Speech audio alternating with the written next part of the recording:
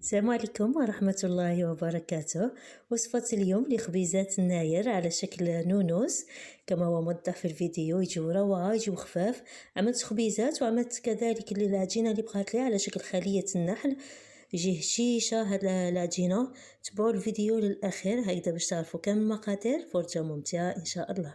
عجنت العجينة هاد المرة بيديا، ممكن تعملوها بالعجانة. عملت نصف لتر من الحليب وملعقة كبيرة مملوءة من الخميرة الكيميائية اللي هي 10 جرام، و4 ملاعق من السكر اللي هي نصف كأس 100 جرام، وملعقة صغيرة من لافاني تكون مملوءة من لافاني باش هيدا يجيو بنان. نغطيوهم ونخليهم يتفاعلوا. بعد ما تفاعلت نضيف حبة بيض، نضيف كذلك ملعقتين كبار من الزيت وملعقتين من حليب بودرة وقشور ليمونة نسكرفجوها هيدا والعصير تاعها. اذا ما كانش عندكم عصير ليمونة ممكن تعملوا ملعقتين كبار من الخل. حليب بودرة اختياري، ممكن تستغنوا عليه اذا توفر زيدوه ويلعب دور محسن. الان نبدا نضيف الفارينة. ضيفوا الفارينة تدريجيا. عملت كيلو من الفارينة وزنتها في الاول، ومن بعد زدت 100 غرام كل فارينة. وكيفاش ممكن تزيدوا 100 غرام، ممكن تكتفيوا بالكيلو فقط. زدت كذلك ساشي خميرة كيميائية وملعقة صغيرة من الملح، ما تنساوش الملح. من بعد ما تمت العجينة زدت دلكتها هيدا، لازم هيدا تكون طرية، ودهنت الإناء بالقليل من الزيت وغطيتها وخليتها تختمر لمدة ساعة كاملة. لازم هكذا يضاعف الحجم تاعها. الآن شكلوها على شكل بودان ثم قطعوها إلى قطع صغيرة. عملتها هيدا إلى كوريات، إلى قطع متساوية ثم إلى كوريات.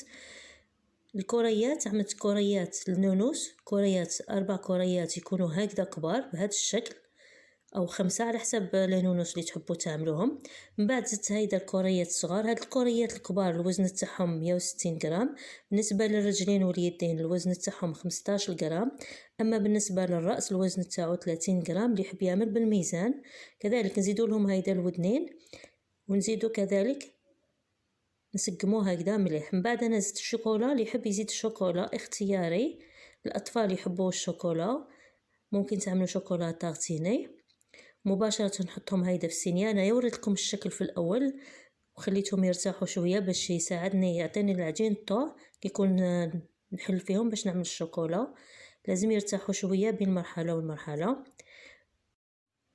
الان راني نخدم في غراء اللي هو لافاغين والماء فقط باش نلصق اليدين والرجلين. خلطوهم هكذا مليح. ضروري الصينية تكون فرشة بورق الطهي اللي دهنتها بالزيت، او تدهنوا الصينية مليح بالزيت باش ما يسقلهمش العجين. انا حتى ورق الطهي دهنته بالزيت باش ما يسخليش لانونوس، ما يسخوليش في الصينية من بعد ويزولوا لي فاسيلمون. نكمل كامل كرات بهذه نفس هذه الطريقة. نعمل الشوكولا ونعاود نعمل في الغراء ونعاود نلصقهم. الحبات لازم تبعدوا بيناتهم تاع النونوس باش كي يخمروا يضاعف الحجم تاعهم ما يسخوش مع بعضهم البعض ويجي الشكل فاسد. بعد العجينة شكلت 5 حبات من هاد النونوس وبقات لي العجينة كذلك. عملتها على شكل خلية النحل. عملتها في صينية صغيرة للمقاس تاعها 25 على 25 سنتيم.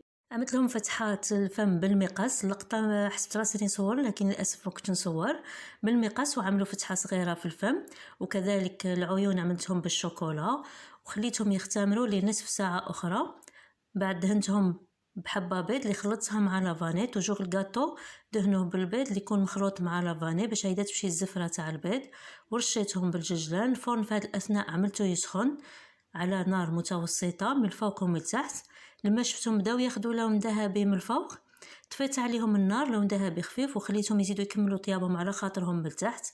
اذا كان عندكم الفرن يشعل من الفوق فقط وحده ومن التحت في وحده طيبوهم من التحت. عاود حمروا لهم وجههم من الفوق ومره على مره دوروا الصينيه باش ياخدوا لون موحد. هذه كانت وصفه اليوم. يجيو خفاف ويجيو روعه هاد لي بريوش. جربوهم لوليداتكم اكيد يعجبوهم. اذا عجبتكم الوصفه اعملوا لايك واشتراك وفعلوا الجرس اللي بجانب الاشتراك ليصلكم كل جديد.